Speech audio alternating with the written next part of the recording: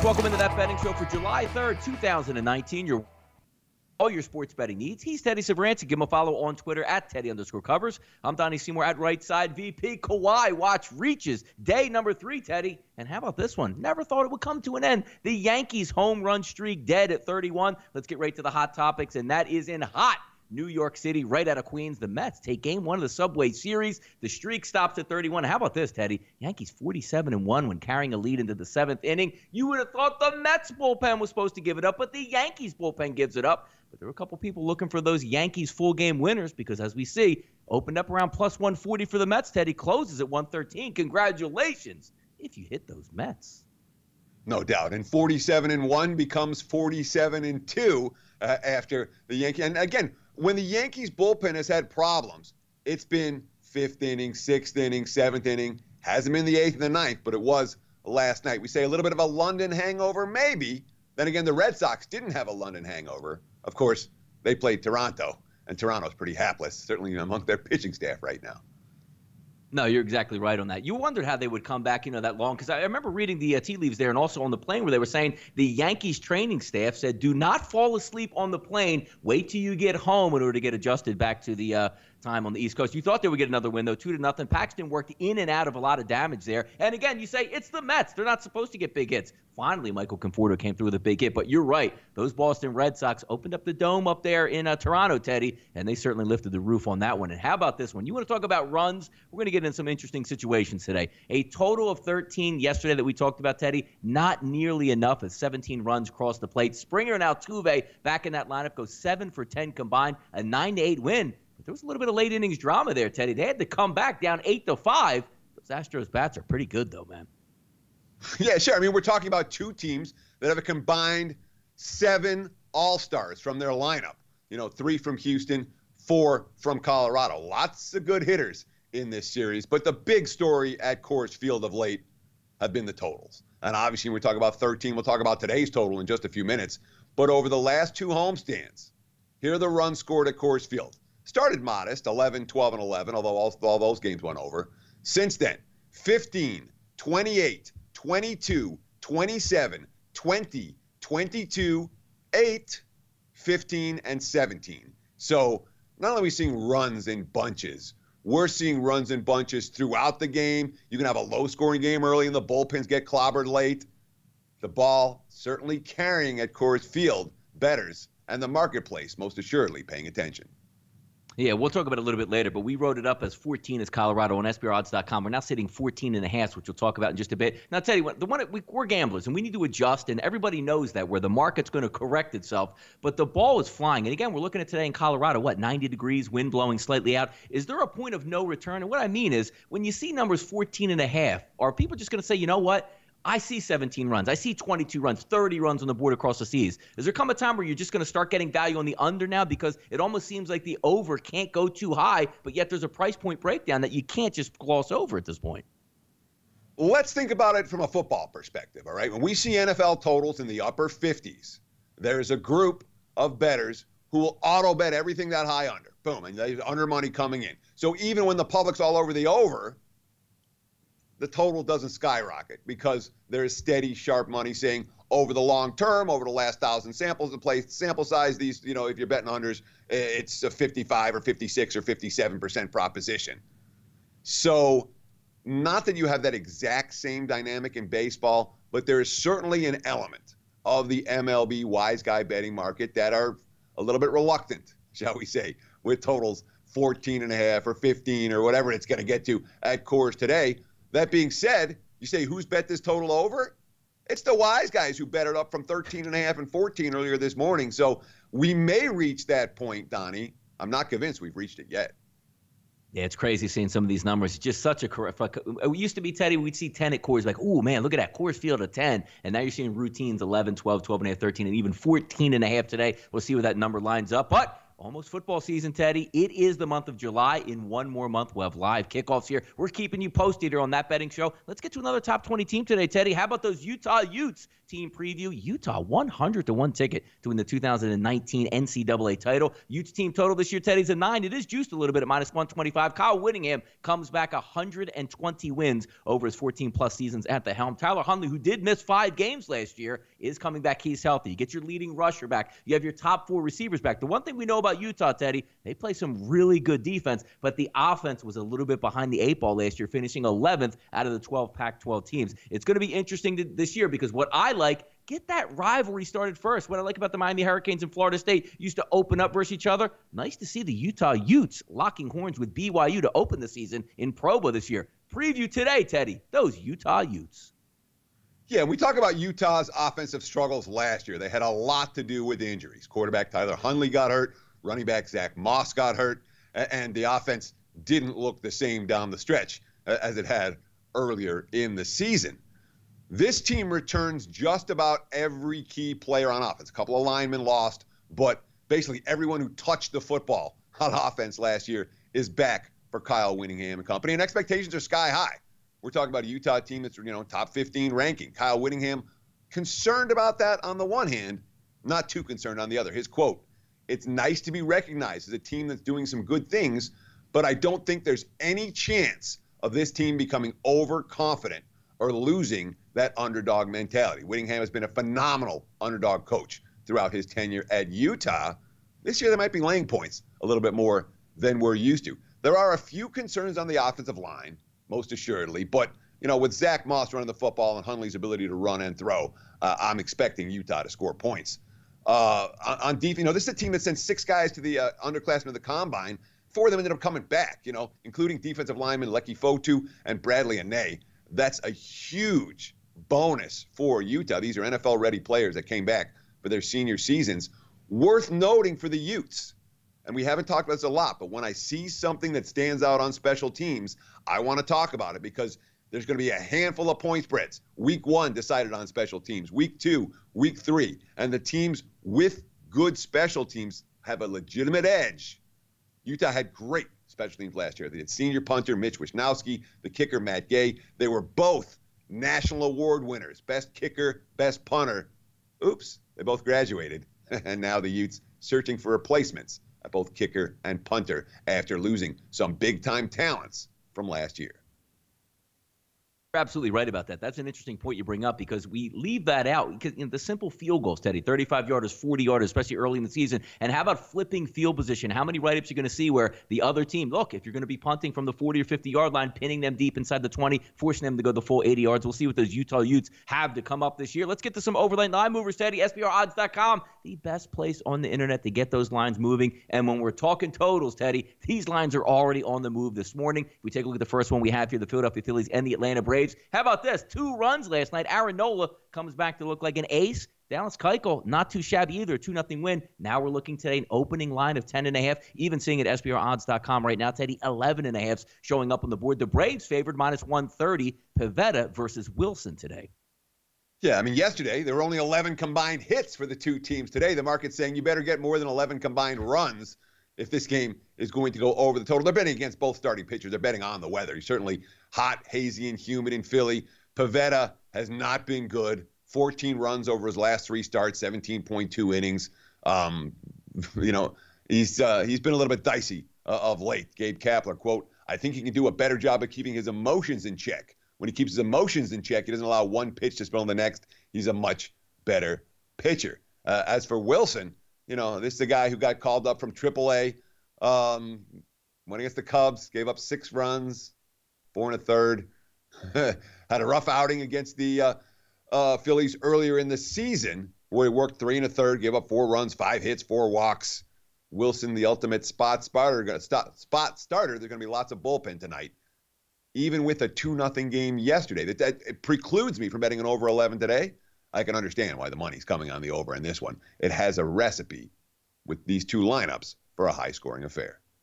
I completely agree. I mean, you can only hold the Atlanta Bats down so long. You got that nice hot weather, muggy down there. You're going to see some bullpens into the Phillies, which is great about Nola yesterday. Teddy, he goes 8 innings. So you have to go to your only bullpen arm that's been dependable here in Hector Neris, and he had a clean ninth. That's probably not going to be the case tonight. You're looking at probably 6th, 7th, 8th, and 9th innings with bullpens in heat down in Atlanta. Should be fun to watch tonight. Let's keep it moving here. And this is the one that we were, preempting a little bit earlier in the show. Coors Field Magic once again on Wednesday. Total of, scoring 17 the night before. Now we're seeing 14 and a half across the board. And the reason being, not great power pitchers on the mound, a young kid on the mound, and also, Teddy, 90 degrees at first pitch at 8 p.m. in Colorado tonight. It's going to be hot. It's going to be muggy. Wind actually blowing out 5 to 6 miles an hour. Do we see 20 on the board tonight, Teddy?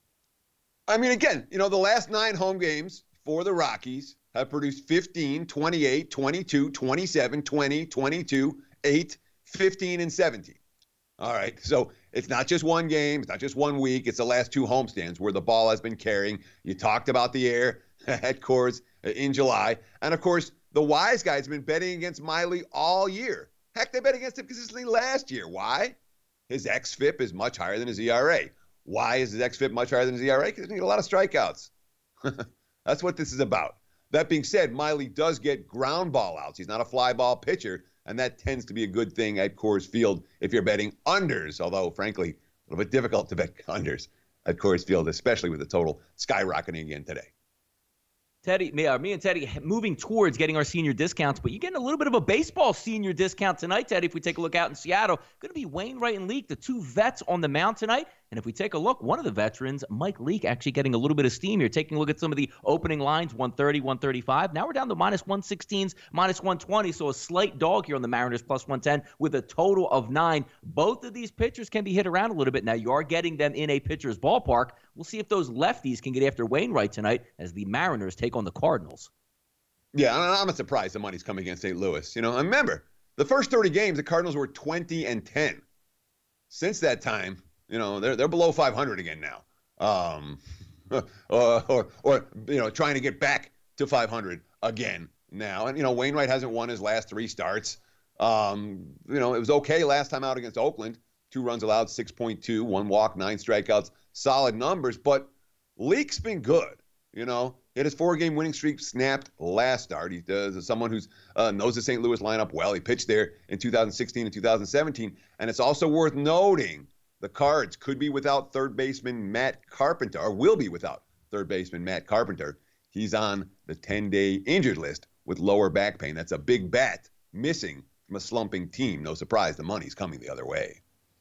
Watch what you bet right here on that betting show. 3 games we're going to take a look at tonight. The Pirates steady go for the series win over the Cubs. It's a 4-game series. They did pick up the first 2. So if they grab this 3rd game here, they can pick up that series victory. Pirates plus 110, 9.5, 705. MLB extra innings live from PNC Ballpark in Pittsburgh. Cubs 45-41 on the season. The Pirates 41-43. Darvish versus Archer. Now, Teddy, the interesting part about this is, Cubs really like those friendly confines of Wrigley Field. On the road, a little bit of a house of horrors here. Yeah, they've been a nightmare for their backers. They've lost each of their last 6 road series.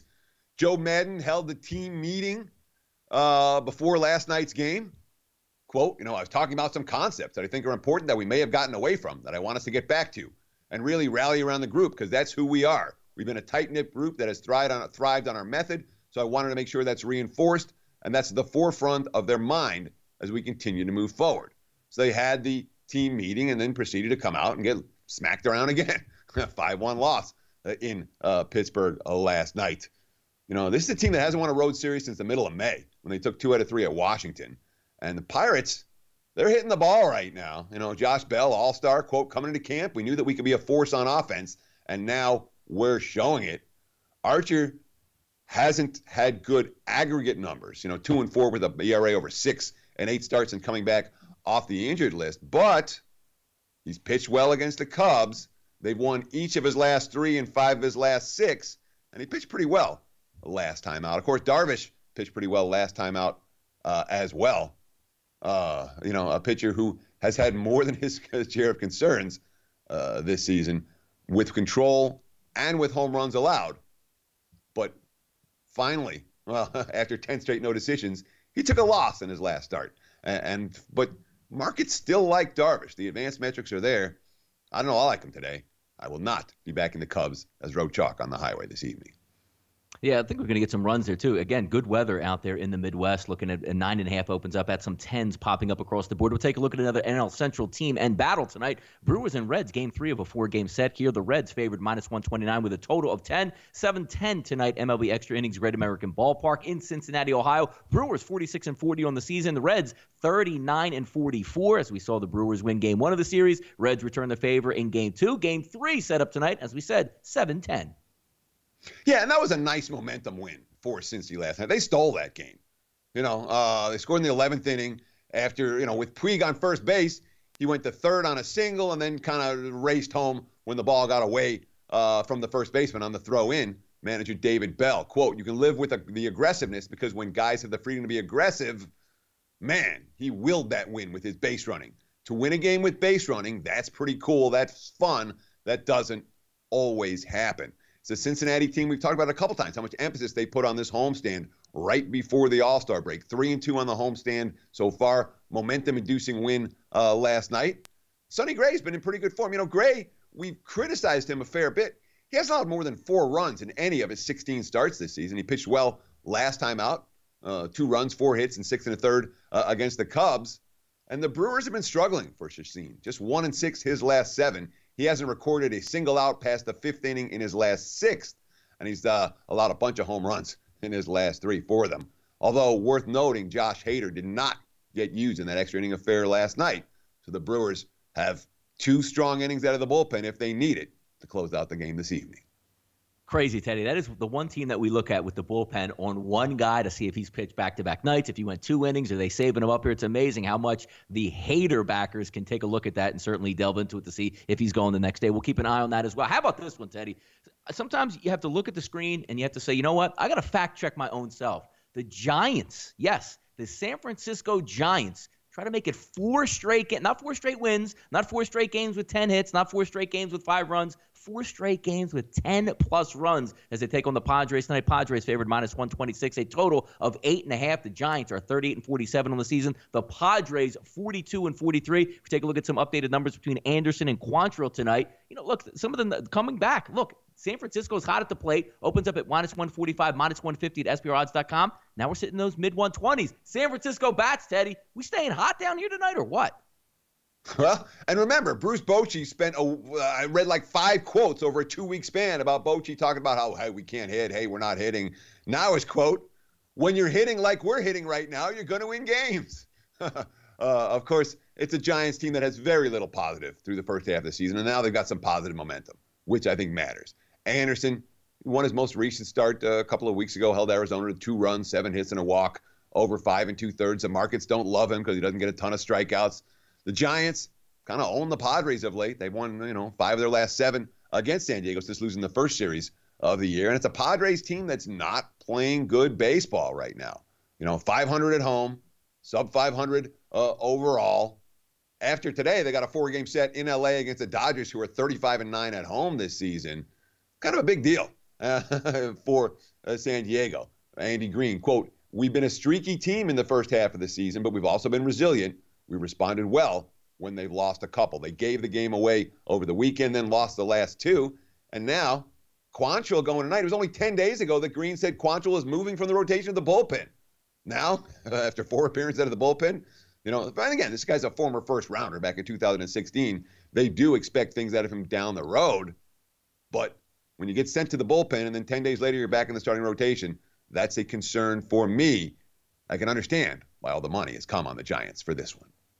Yep, Machado should be back in the lineup also tonight after serving his 1-game suspension for firing bats, close to umpires' heads. Never a good look here. How about the off-the-mic segment we're going to get? Back to the NBA, back to the rumor mill. How long are we going to wait, Teddy? How many times do we talk on that betting show and wait, 30 days, 60 days, 90 days for Bryce Harper and Manny Machado to sign? Don't really think it's going to go that long with Kawhi, but it's interesting, very tight-lipped, taking his time. Teams are waiting to spend their cap money to see where he's going to decide, and also a little bit of blip on the radar as well. DeMarcus Cousins, Adrian Wojnarowski reporting on ESPN, there's not even a market for this guy. So one of those things that we like to bash athletes and say, hey, he took that 1 year to rehab in Golden State, and he's going to get out of here and sign a 3-year, $60 million deal or $80 million deal. Don't ever take it for granted, even though you busted and come back from injuries. Doesn't always mean a payday, but first and foremost, Teddy, Kawhi. Do we see him on the 4th of July? When are the fireworks going to take place? Who's he signing with? Yeah. Drum and the drum beat, where are we waiting? Nobody knows. The betting markets don't know. And you read the columns on the mainstream media. They don't know. I don't think Kawhi knows. So when we talk about, is this going to happen today? Is this going to happen tomorrow? Is this going to happen? Take a chill. This may not be Dallas Keuchel, or Manny Machado, but there's no rush for Kawhi.